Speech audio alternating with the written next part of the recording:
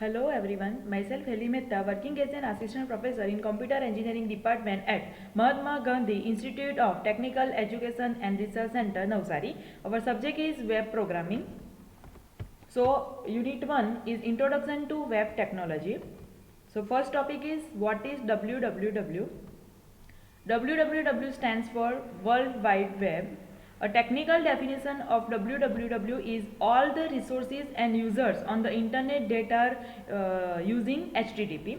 HTTP stands for Hypertext Transfer Protocol. This is the protocol being used to transfer hypertext documents that makes the World Wide Web possible. So we have a sender and receiver. We are sending some documents, okay, and we are using the World Wide Web. World Wide Web use classical client server architecture that one is client and another is server, okay. Hypertext transfer protocol is a text based request response protocol. So as I have explained, we have a client and server. Suppose the client sends some request to server and server gives the reply in the form of response, okay. So we have a client and server, they are sending request and from another side we get the response. So for request and response we have a hypertext transfer protocol. See here we have a client running on the web browser and another we have a server running on the web server software, okay. So we have a client and server. So first of all client send the request, okay, and server will give the response. So server will give the response. So this is the hypertext transfer protocol, is text based protocol, and it is a request and response protocol, okay. So in communication always we have a request and response, okay. So second is what is internet. The internet is a massive network of a networking infrastructure, okay. So we have a different network and collectively it is known as a internet, okay. So internet is nothing but network of networks in which we have a multiple networks. It connects millions of computers together globally, forming a network in which any computer can communicate with any other computer as long as they are both connected to the internet, okay. So we have a so many computers and they are connected together, okay, and we can communicate from one computer to other computer, okay, via internet. Information that travels over the internet uses many different set of rules which are known as the protocols, okay. So if we are sending some information we have to follow some rules, okay, and this is known as a protocol. So information that travels over the internet uses many different set of rules, okay. Every information have to follow the rules and these rules are known as the protocols.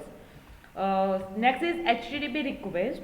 So we have a different types of HTTP request, okay. So we have a request method, that is get method, post method, put method and delete method.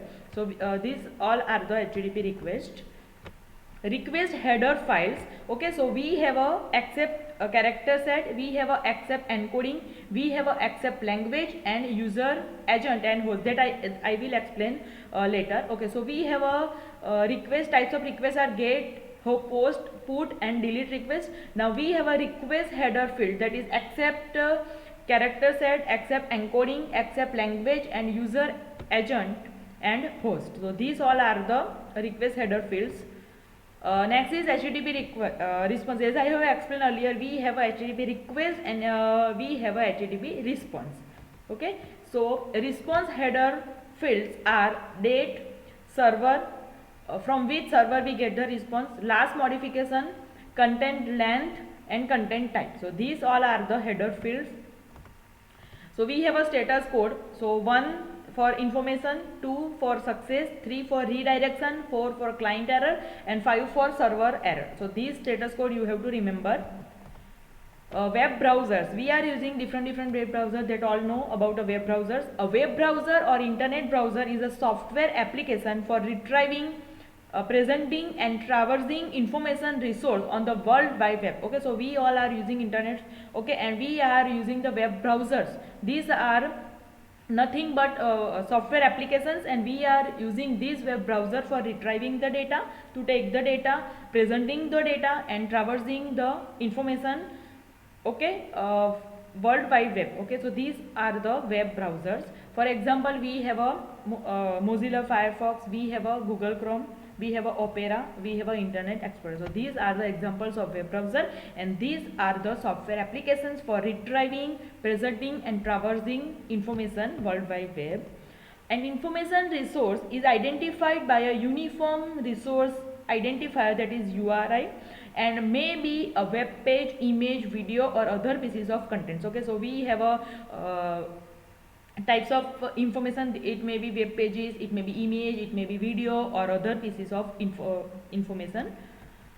Hyperlinks present in resources enables users to easily navigate their browsers to related resource. Okay, so we have a hyperlink to present the data.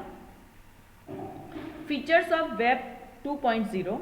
So first feature is social tagging. Traditional web like Yahoo directory and DMOs uses the predefined classification of information like category and subcategory. On the other hand, Web 2.0, without sticking to the existing framework of classification, it allows user to create free classification arrangement of information. This is also known as a social tagging. Okay, so this is the concept of social tagging, and social tagging is a features of Web 2.0. Next is wikis. Wiki sites like Wikipedia and other enables user from around the world to add and update online content. So we can add contents, we can update contents. Okay, so these are the wikis. Social networking sites like Facebook, MySpace allows user to build and customize their own profiles and communicate with friends. Okay, that you all know. So social networking is the features of Web 2.0. User participation in traditional web, the content are slowly provided by the website owner or company, but in Web 2.0 the user participate in content searching. This is also known as a crowd searching. For example, Wikipedia and YouTube, that all are know. So YouTube is very famous. So this is the user participation. Next is long tail. The traditional web was like a retail business. The product is sold directly to the user and the revenue generated. But in Web 2.0, a product is not sold directly but offers as a service on demand basis, and income is generated as monthly fee and pay per consumption. Okay, so this is the long tail. Rich user experience. Traditional webs are built with HTML and CSS, CGI and had been offered as a static page. On the other hand, Web 2.0 uses Ajax, presenting dynamic rich user experience to the user. So previously they have a static page, now we have a dynamic page. This is the rich user experience. So these all are the features of Web 2.0. Thank you.